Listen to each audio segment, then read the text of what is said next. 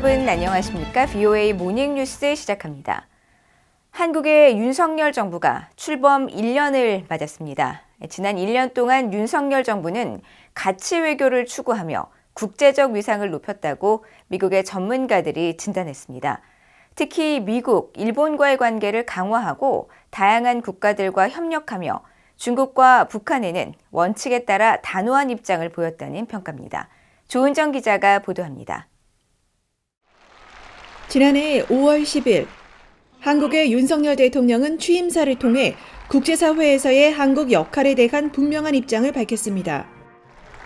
저는 자유, 인권, 공정, 연대의 가치를 기반으로 국민이 진정한 주인인 나라, 국제사회에서 책임을 다하고 존경받는 나라를 위대한 국민 여러분과 함께 반드시 만들어 나가겠습니다.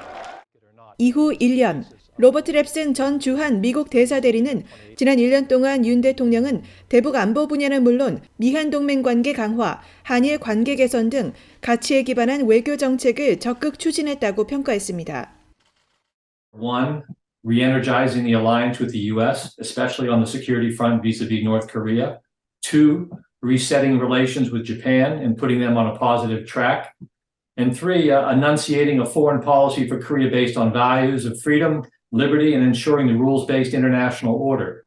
You know, in doing all this, he's clearly aligned Korea with the United States in ways that could not have been anticipated.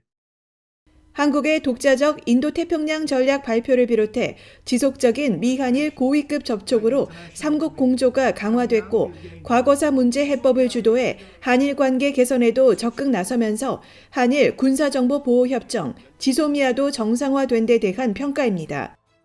앤드리어 브루킹스 연구소 한국 석좌는 특히 일본과의 관계 개선은 윤 대통령이 지금까지 거둔 가장 큰 성공이라고 평가했습니다.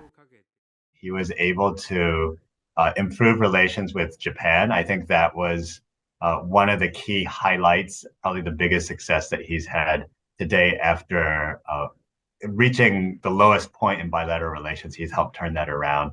The strengthening of the U.S., Japan, Korea trilateral, I think that is something that he had contributed to.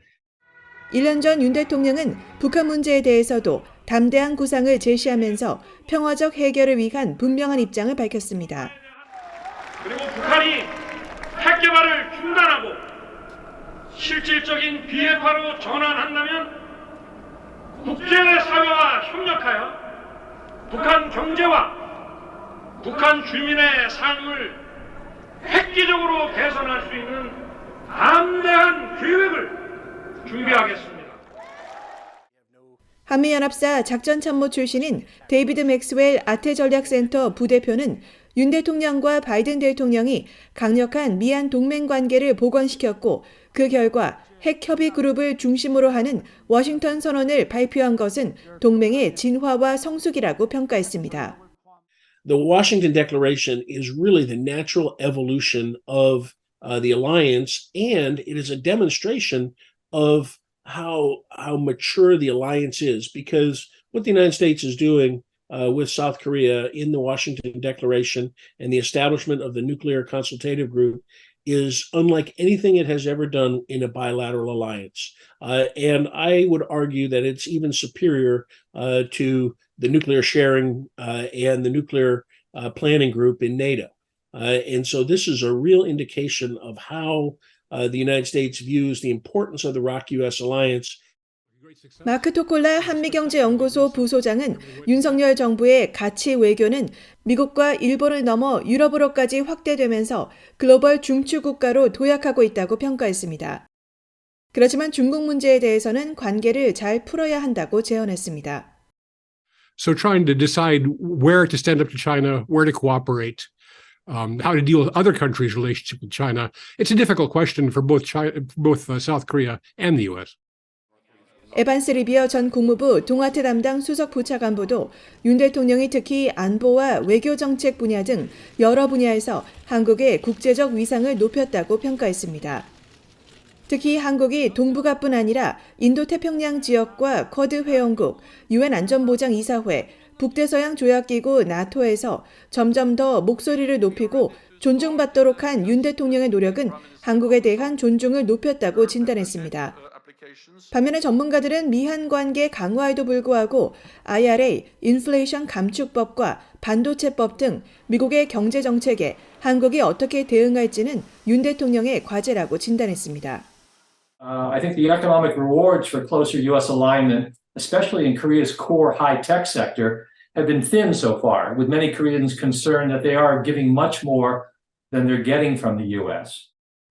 또 자신의 외교 정책에 대해 일반 한국 국민들의 지지를 확보하는 데 더 많은 주의를 기울여야 하는 것도 윤 대통령 앞에 놓인 도전 과제가 될 것이라고 미국의 전문가들은 분석했습니다.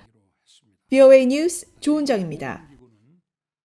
한국의 윤석열 대통령이 한국군의 국방 운영 시스템 전 분야에 걸쳐 제2의 창군 수준의 대대적인 개혁과 변화가 필요하다고 밝혔습니다.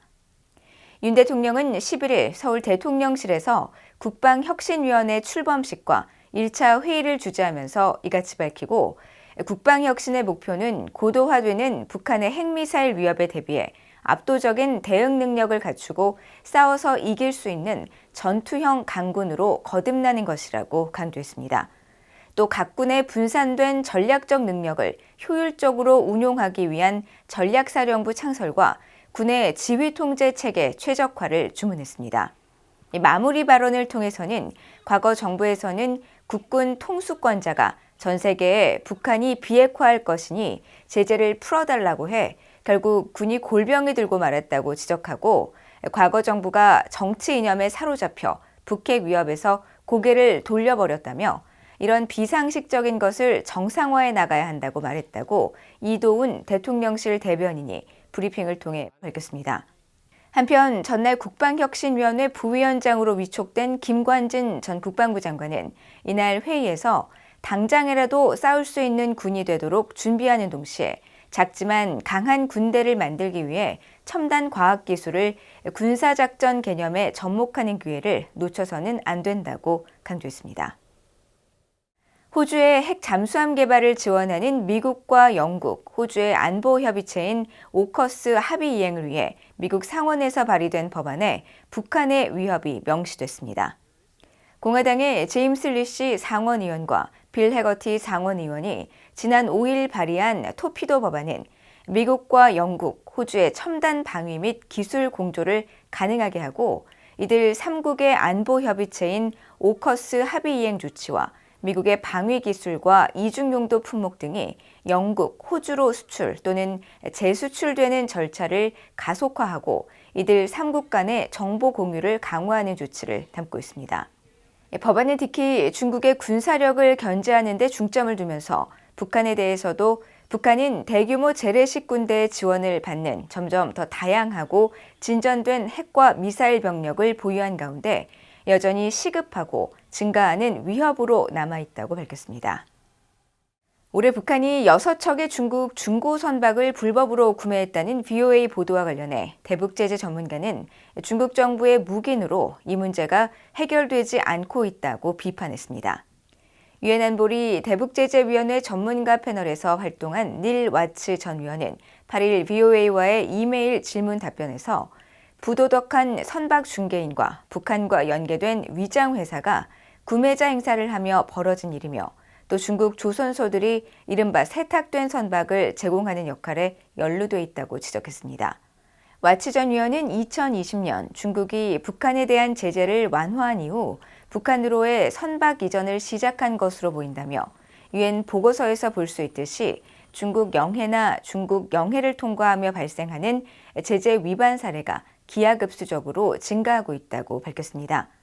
그러면서 중국과 러시아의 비협조로 유엔 조치가 불가능한 상황에서는 같은 생각을 가진 나라들이 독자 제재를 통해 연대해야 한다고 강조했습니다.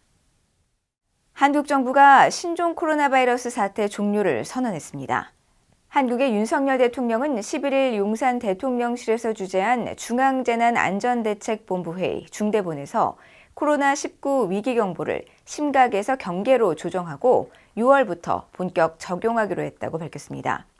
또 확진자 7일 격리 의무를 5일 권고로 전환하고 입국 후 PCR 유전자 증폭 검사 권고를 해제한다면서 이번 병실에 있는 병원 외에 모든 장소에서 실내 마스크 착용 의무를 해제하기로 했다고 밝혀 신종 코로나 바이러스 사태로 인한 팬데믹 종식과 사실상 풍토병으로 굳어졌다는 의미의 엔데믹을 선언했습니다. 앞서 세계보건기구 WHO도 지난 5일 신종 코로나에 대해 내렸던 국제적 공중보건 비상사태를 해제했습니다.